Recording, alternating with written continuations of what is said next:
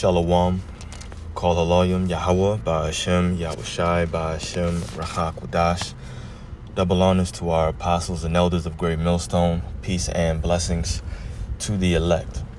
I just wanted to make a little lesson based around this video from One India News on YouTube. As you can see, it's a pretty long title. The title just, I guess it names the different missiles or missile defense systems, but I'm queued 1 minute and 30 seconds in, and as you can see, it says the 10 best air defense systems in the world in 2024 include. So I thought this was pretty interesting. Obviously, we know that we're living in the time of World War III that the Bible prophesies. And so nuclear defense systems or air defense missile systems, whatever you want to call them, are very, very important, very relevant, as we know that these nations are putting their money towards their military. And that includes not only the missiles, but air defense systems. And so this video gets into only about 4 or 5, I think. I'm not sure why they say 10. But let's just watch the very, very first one so that you can see what nation has the number one, the best air defense system, really quickly.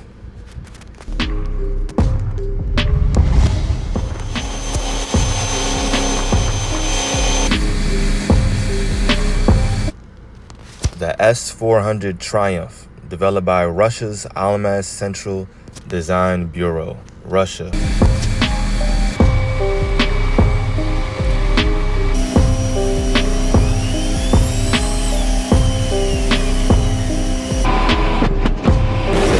Best air defense missile system. Best one.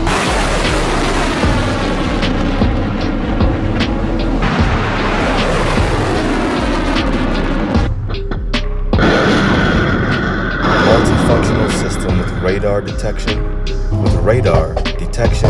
targeting, and anti-aircraft missile capabilities.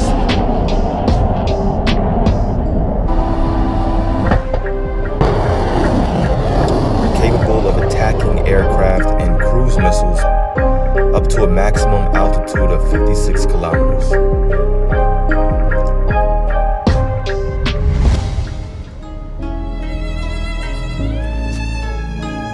So boom, we'll stop right there. So Russia has the best air defense missile system. And basically when you read this description, they just go into it.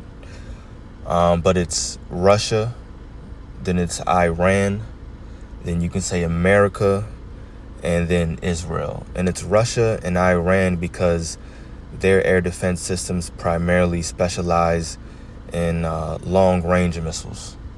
And then America's, which is called the Patriot system, it specializes in medium to long range. And then Israel's is more short to medium. And it basically explains that right there. So Russia, Gog, as we're going to read, has the best air defense system. And that makes sense as relating to this prophecy right here, Ezekiel 38, and the reason why Babylon the Great, which is America, is going to lose this war. I mean, we know it's already prophetically prophesied, I'll just say. It's prophesied. But, the Lord is just making things make sense. That's all. So Ezekiel 38 verse 1, it says, "And the word of the Lord came unto me, saying," we'll just give a very quick summary about this. "Son of man, set thy face against Gog, the land of Magog, the chief prince of Meshach and Tubal, and prophesy against them." So Gog represents Russia. "And say, Thus saith the Lord God, Behold, I am against thee, O Gog, the chief prince of Meshach and Tubal. And I will turn thee back, and put hooks into thy jaws. And I will bring thee forth in all thine army, horses and horsemen, all of them clothed with all sorts of armor, even a great company with bucklers and shields, all of them handling swords." So the Lord is going to put Russia back into this Soviet Union type of spirit when they were just dogs, right? When they were just super powerful and really just ready to go to war. And so That's what it means. The Lord is controlling them, putting them in this spirit, and preparing them, making them be prepared for World War III. It says Persia, Ethiopia, and Libya with them, all of them with shield and helmet, meaning they're prepared as well. Gomer and all his bands, the house of Togarmah of the north quarters, and all his bands, and many people with thee, with Russia. Be thou prepared, and prepare thyself, thou and all thy company that are assembled unto thee, and be thou a guard unto them. So really all you have to know here, the most important ones, is Persia's Iran, Gomer's Turkey. And so you're going to have these various different countries that are aligning themselves with Russia in this upcoming World War III. And verse 7 is the point. It says that Russia is going to be a guard unto them. How is that the case?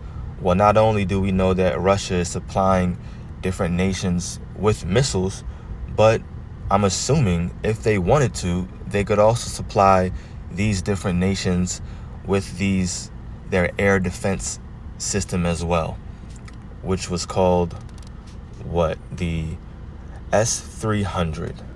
Let's just go back. Or S-400. The S-400 Triumph.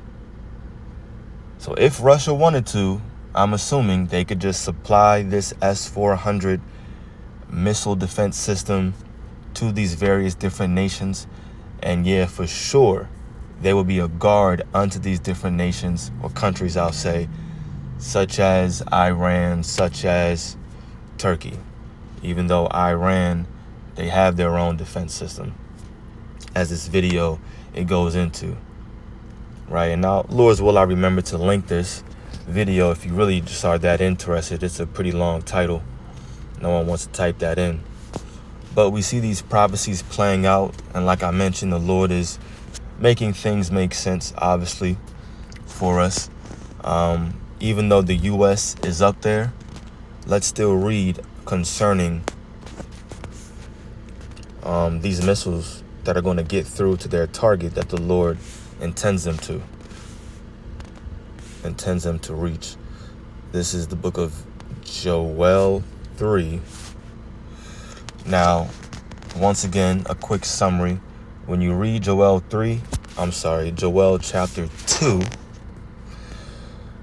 basically it's going into the day of the Lord, which is when those missiles are dropped. World War III is here, and the missiles are striking their targets. Specifically, we're talking about Babylon the Great, which is America, right? So it's giving an analogy,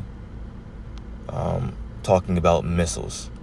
That's why verse 4 says, the appearance of them is as the appearance of horses, and as horsemen, so shall they run.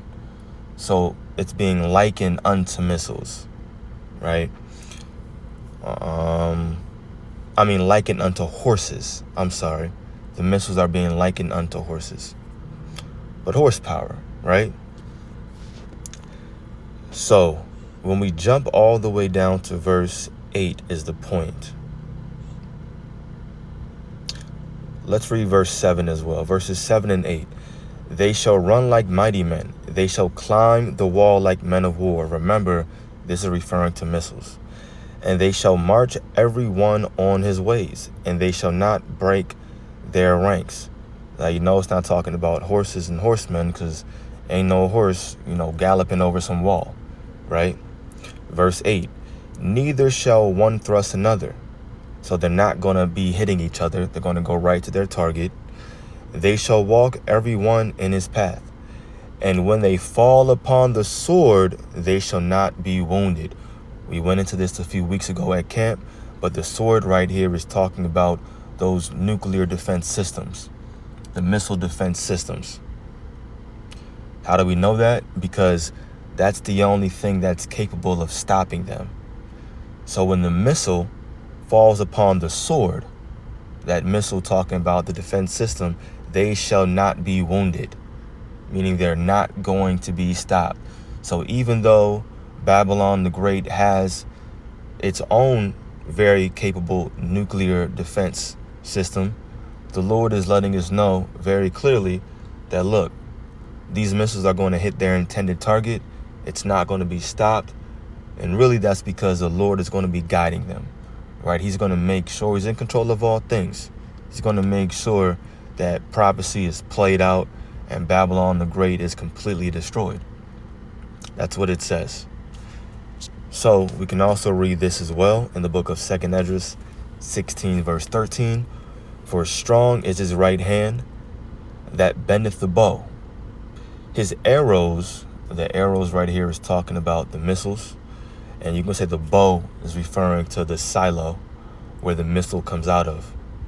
His arrows, the missiles, that he shooteth are sharp and shall not miss when they begin to be shot into the ends of the world. So they're not going to miss their intended target. Once again, even though America has its own capable nuclear defense system, the Lord is going to make sure that however it works, it malfunctions, it doesn't work, the button just, they lose electricity. I don't know. I really don't care. And it doesn't matter. All we know is that these missiles are not going to miss. Meanwhile, the Lord is going to allow Russia, enough. I'm sure they're going to get hit, obviously, but they're not going to be completely destroyed. And the Lord is going to allow their defense system to somehow keep up and work, because they got to shoot their arrows off here to Babylon the Great. Same thing with Iran. Same thing with Turkey. China. You could throw them out there as well. But Babylon is done. This place is definitely going down. That's all biblical prophecy. World War III is right around the corner, which means that Jacob's trouble is going to be here that much sooner. So let's just continue to watch as well as pray. And that's the point. So Lord's will, this was edifying to the elect. Call Haloyim Yahweh, by Hashem Yahweh Shai, by Hashem Rachakudash. The belongers to our apostles and elders of Great Millstone. Peace and blessings to the elect. Shalom.